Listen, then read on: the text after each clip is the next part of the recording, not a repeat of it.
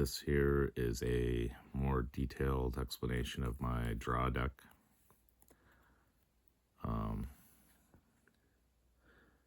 We have Gigan Cyberclaw Terror, or Gyruda Doom of Depths, as the commander.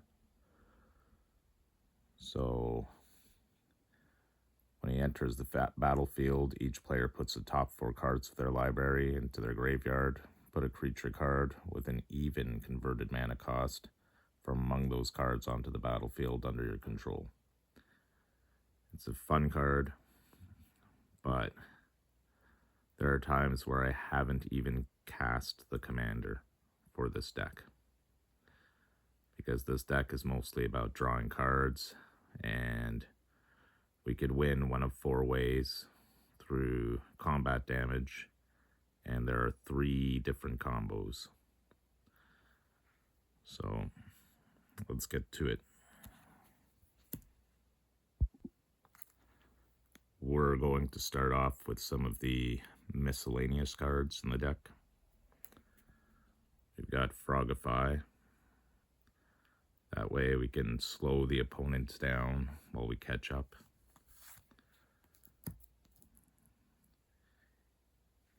Ichthyomorphosis, also slowing opponents down while we catch up. So you turn them into a blue frog 1/1 or a blue fish 0/1. Kasmina's Transmutation.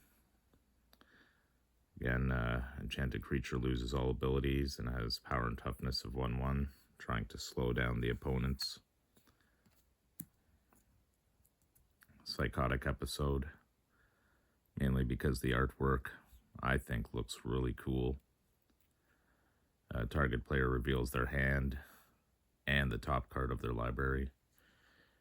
You choose a card revealed this way, and that player puts the chosen card on the bottom of their library. Covetous Urge. Target opponent reveals their hand. You choose a non-land card from that player's graveyard or hand and exile it. You may cast that card for as long as it remained exiled. You may spend mana as though it were any mana of any color to cast it. So you can remove a card and you have options to cast it later on. Xanathar, Guild Kingpin. I just thought he was really cool. At the beginning of your upkeep, choose target opponent. Until end of turn, that player can't cast spells. You may look at the top card of their library anytime. You may play the top card of their library, and you may spend mana as though it were mana of any color to cast spells that way. Mind Flayer. When Mind Flayer enters the battlefield, gain control of target creature for as long as you control Mind Flayer. A lot of these kind of slow the opponent down, and they're kind of fun. Teferi's Veil. Whenever a creature you control attacks, it phases out at the end of combat. It's an okay way to protect your creatures that have attacked. They can't block anyway in this deck, so if you've attacked with them, so this will protect them from board wipes and whatnot. We've got Sweet Oblivion. So there's a sub-theme of discard in this deck, even though it's a draw deck. Target player puts top 4 cards of their library into their graveyard. You can also play an escape cost to exile 4 other cards from your graveyard and use this again. Thought Collapse. So counter target spell. Its controller puts the top 3 cards of their library into their graveyard. Murmuring Mystic. There'll be a lot of instants and sorceries. So whenever you cast an instant or sorcery spell, create a 1/1 blue bird illusion creature token with flying. So you have chump blockers or something to sacrifice. We've got Braids, Conjure Adept. Now Braids is a little dangerous. At the beginning of each player's upkeep, that player may put an artifact, creature, or land card from their hand onto the battlefield. So you get something for free, the opponents get something for free. But hopefully you're going to be winning that race, and you've got lots of, in this deck, lots of Kraken, Leviathan, Serpents, expensive cards that it's nice to get for free so you could spend your mana on other things. And being as that they are, Leviathans, Krakens, and Serpents, they're fairly strong. So hopefully you can deal with whatever creatures they're bringing out for free. We've got Omnispell Adept. If you pay 2 and a blue, tap it. You may cast an instant or sorcery card from your hand without paying its mana cost. So, again, casting stuff for a lower cost. Surtland Elementalist. As an additional cost to cast the spell, reveal a giant card from your hand or pay 2. We would have to pay the 2 unless we can get him out with Braids.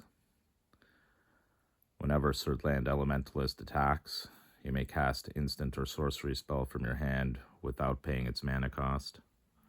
So again, trying to bring down those costs. And we've got Demonic Bargain. So it's a tutor. I really like the artwork for this, but there are better tutors to put in the deck, I'll admit that. Demonic Tutor, Vampiric Tutor. Unfortunately, this is all I had to put in the deck, because this is just a card that I owned. You exile the top 13 cards of your library, then search your library for a card. Put that card into your hand, then shuffle. So hopefully in those 13, if you do lose any combos, you won't lose your combos for all the combos you have, because that would kind of suck. Again, better tutors out there, but it's got some cool artwork, and I don't mind a little bit of chaos. So let's get to the Serpents and Krakens. Quite a few of the creatures in this deck will be Serpents, Krakens, Octopuses, Leviathans.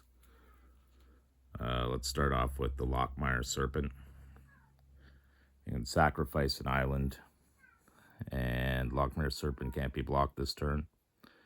You can sacrifice a swamp, you gain 1 life and draw a card. And we do want to be drawing cards in this deck. Or you could pay blue and a black to exile 5 target cards from an opponent's graveyard and return Lockmire Serpent from your graveyard to your hand. It's nice, it's a 7/7. We've got Inkwell Leviathan. It's got Island Walk and Trample and Shroud. It's a 7/11. Not like the convenience store. Or maybe like a convenience store. Mesmerizing Banthid. So we've got an octopus here. It enters the battlefield, create 2/0/2 blue illusion creature tokens with whenever this creature blocks a creature, that creature doesn't untap during its controller's next untap step. And Mesmerizing Banthid has hexproof as long as you control an illusion. It's 4/5. We've got Junkwinder. It's got an infinity for tokens, so we can make tokens with the other one that made 1/1 blue birds. There's also, a little later, we'll see Kraken tokens and whatnot.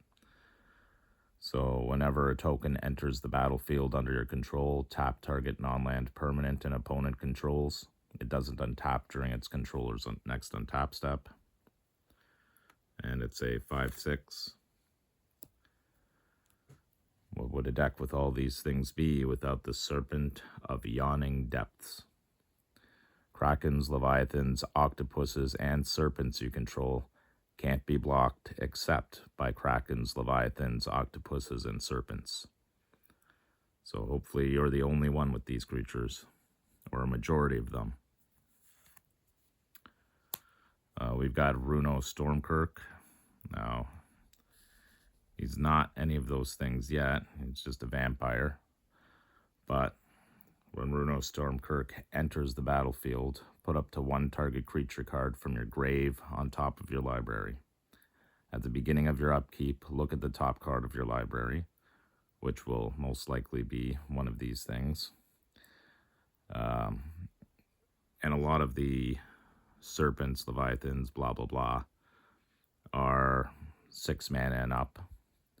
So you may reveal the card, and if a creature card with a mana value of 6 or greater is revealed this way, transform Runo Stormkirk, and he will transform into Crothis, Lord of the Deep, which is a Kraken horror. It's got flying. Yikes. Whenever he attacks, create a tapped and attacking token that's a copy of another target attacking creature. If that creature is a Kraken, Leviathan, Octopus, or Serpent, create 2 of those tokens instead. So there we have some token generation, creating more big, scary sea creatures. A spawning Kraken, because that's also scary. Whenever a Kraken, Leviathan, Octopus, or Serpent you control deals combat damage to a player, create a 9/9 blue Kraken creature token. So again, making big, scary sea creatures. Slinvoda, the Rising Deep.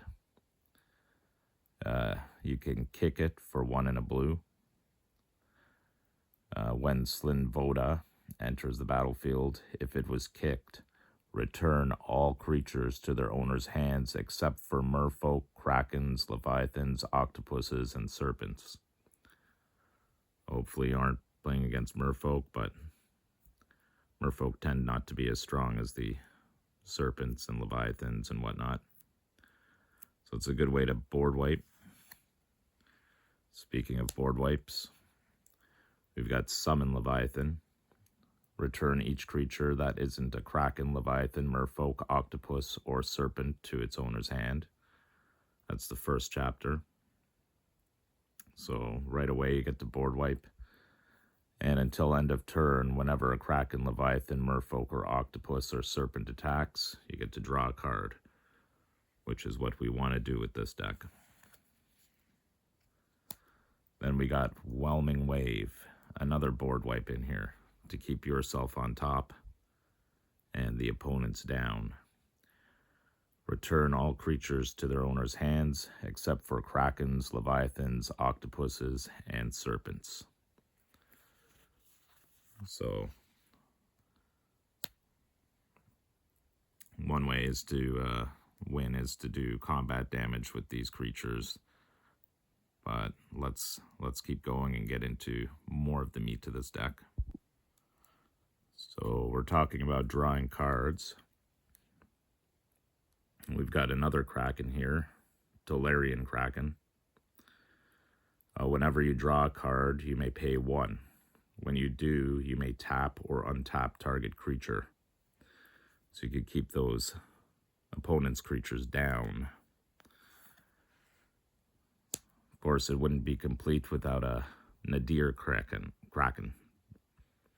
Whenever you draw a card, you may pay 1.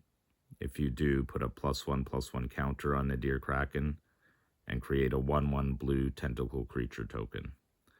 Again, we're creating tokens, going wide, getting chump blockers, and going big with the Nadir Kraken. We've got Ominous Seas, which is a really nice card in this deck. Whenever you draw a card, put a foreshadow counter on Ominous Seas. Remove 8 foreshadow counters from Ominous Seas and create an 8/8 blue Kraken creature token. So again, making big, scary sea creatures. We've also put in Wizard class. You have no maximum hand size, which is good for when you're drawing cards. If you go to level 2, paying 2 and a blue, when this class becomes level 2, draw 2 cards. Again, something we want to do. And if you do want to bring it to level 3, pay 4 and a blue. Whenever you draw a card, put a +1/+1 counter on target creature you control. Drawing lots of cards will make lots of big creatures. And we've also put Body of Knowledge in here. So Body of Knowledge's power and toughness are each equal to the number of cards in your hand. You have no maximum hand size. So again, you can have as many cards in your hand as you want.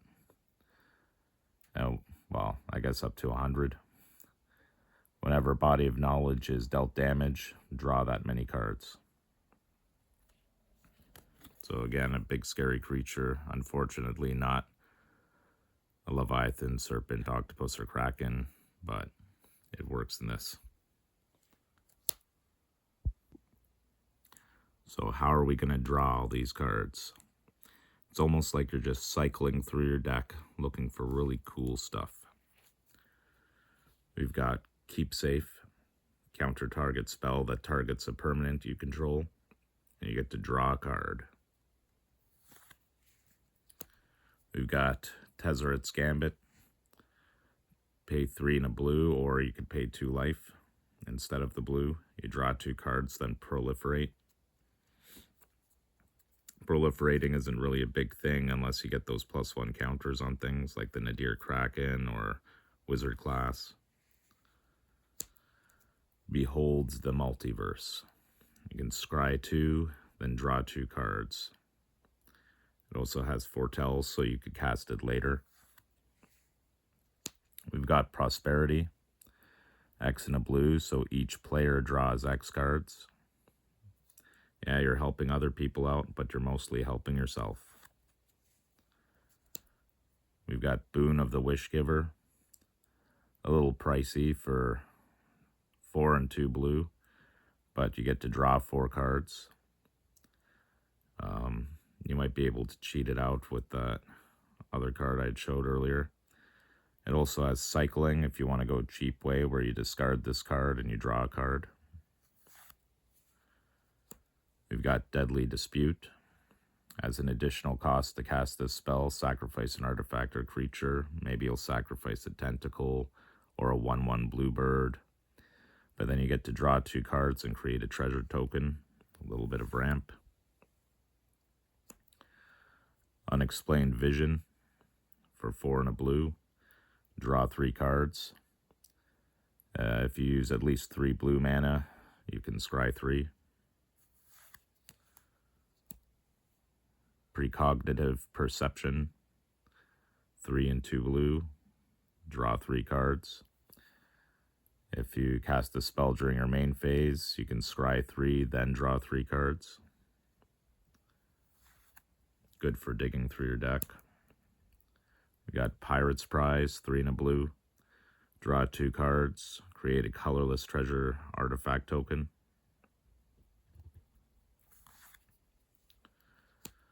Theft of Dreams for 2 and a blue. For each tapped creature your opponent has in play, you draw a card. Secrets of the Golden City, 1 and blue. It's got Ascend, so if you have 10 or more permanents, you get the City's Blessing. So draw 2 cards. If you have the City's Blessing, draw 3 cards instead. Brilliant Plan, 4 and a blue, draw 3 cards. Got Into the Story.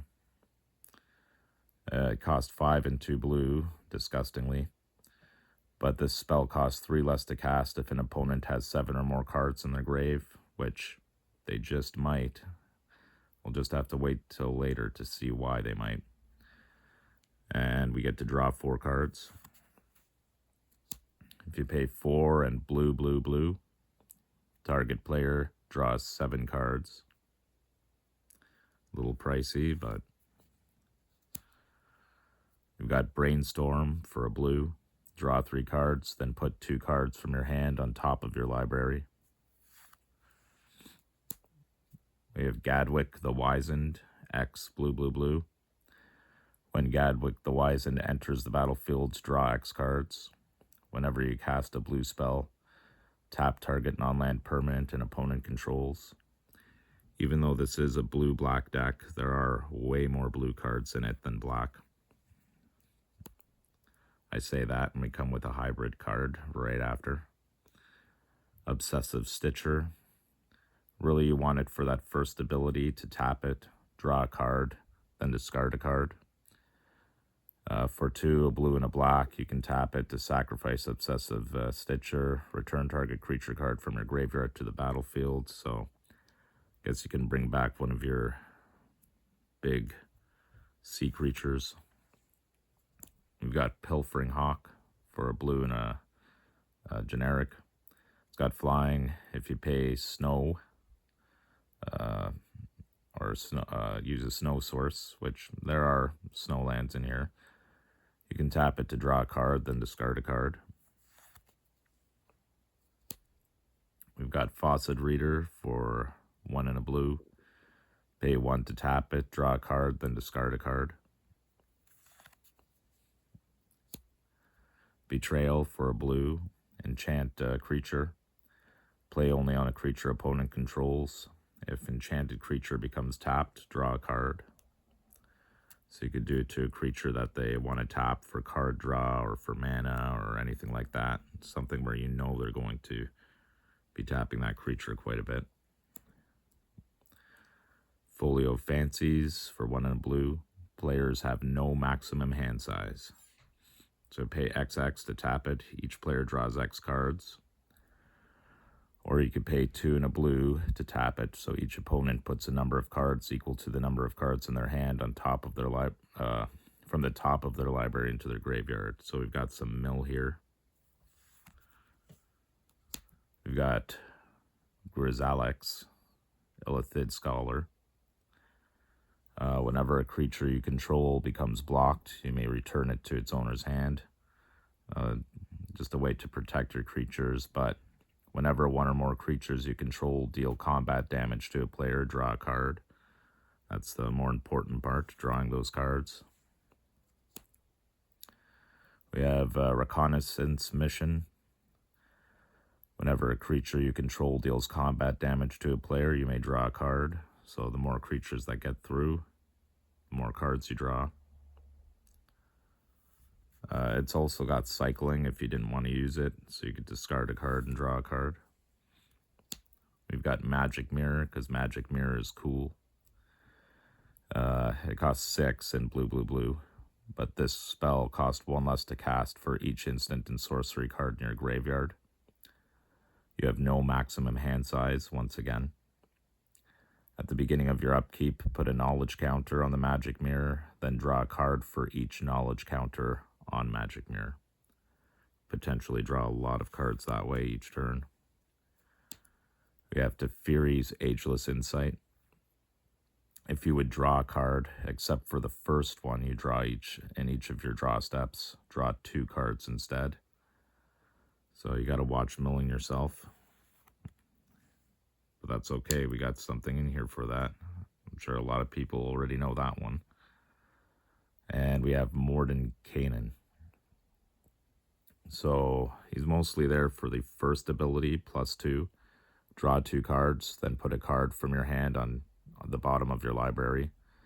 But you could also -2 him, where you create a blue dog illusion creature token with this creature's power and toughness are each equal to the number of cards in your hand.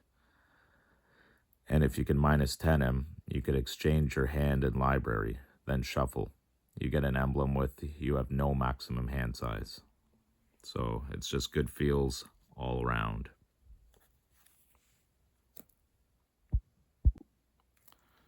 So if you are running out of cards in your deck because you are drawing so many cards, we have the Midnight Clock, which we could put down. You could tap it for a blue mana. If you pay 2 and a blue, put an hour counter on Midnight Clock. At the beginning of each upkeep, each upkeep, put an hour counter on midnight clock. And when the 12th hour counter is put on midnight clock, shuffle your hand and graveyard into your library, then draw 7 cards. So it's refilling your library and drawing cards. So what else do we have if we're running out of cards in our deck? We've got Finale of Revelation, X blue blue. You can draw X cards, once again drawing cards. It's if X is 10 or more. Instead, shuffle your graveyard into your library. Draw X cards, untap up to 5 lands, and you have no maximum hand size the rest of the game. Then exile Finale. So, running out of cards, it's a great way to refill. And then we get to one of the combos, the first combo. You're running out of cards, Thassa's Oracle. I'm sure a lot of people already expected this card. When Thassa's Oracle enters the battlefield, look at the top X cards of your library, where X is your devotion to blue. Put up to 1 of them on top of your library and the rest on the bottom of your library in a random order. If X is greater than or equal to the number of cards in your library, you win the game. Funny enough, I've never won with this combo yet. I've won with the next 2 combos that we're going to be looking at.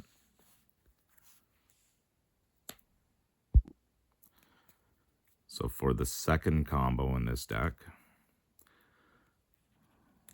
one of 2 cards that we're going to use, one is better than the other, is Teferi's Tutelage.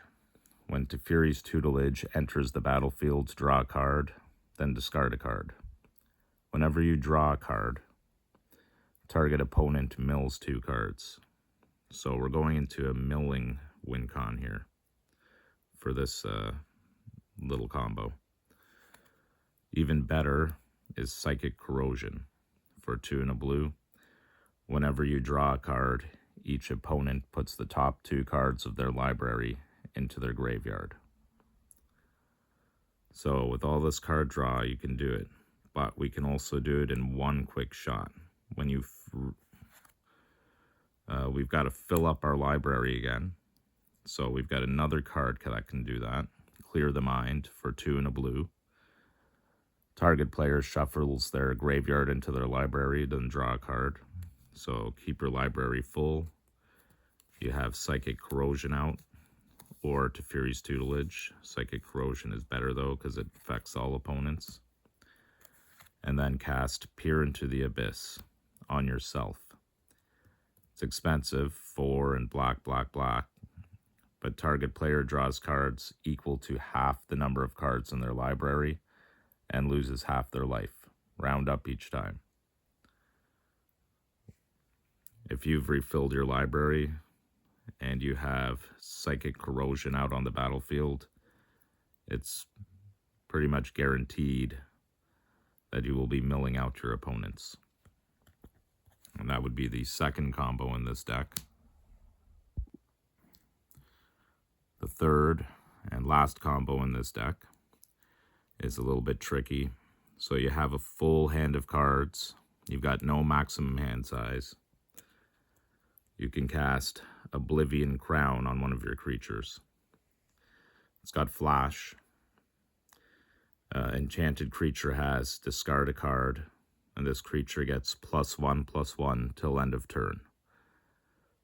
The +1/+1 is kind of fun, but that's not the win con itself. The win con is discarding cards. So what you want to do is you want to discard everything that you have in your hand, which is hopefully a lot if you have no maximum hand size.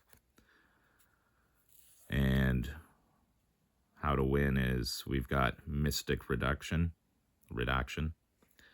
at the beginning of your upkeep, scry 1, but whenever you discard a card, each opponent mills 2 cards. So it's just another way to mill for the win. You have no maximum hand size. Oblivion Crown, discard your entire hand, which could be a lot of cards if you have no maximum hand size. And every opponent mills 2 cards and mills themselves out, hopefully. And if you're afraid that you're going to lose it all, make sure you have Quest for Ancient Secrets out. It costs 1 blue. Whenever a card is put into your graveyard from anywhere, you may put a quest counter on Quest for Ancient Secrets. Remove 5 quest counters and sacrifice it. Target player shuffles his or her graveyard into their library. So once you've used Oblivion Crown, combined with Mystic Redaction, if there is a survivor, you can use Quest for Ancient Secrets to refill your refill your library and start all over looking for Peer into the Abyss or any of those other things, or maybe just go for Sea Serpent damage. But that was my draw deck, and I hope you enjoyed it and got some ideas. Thank you.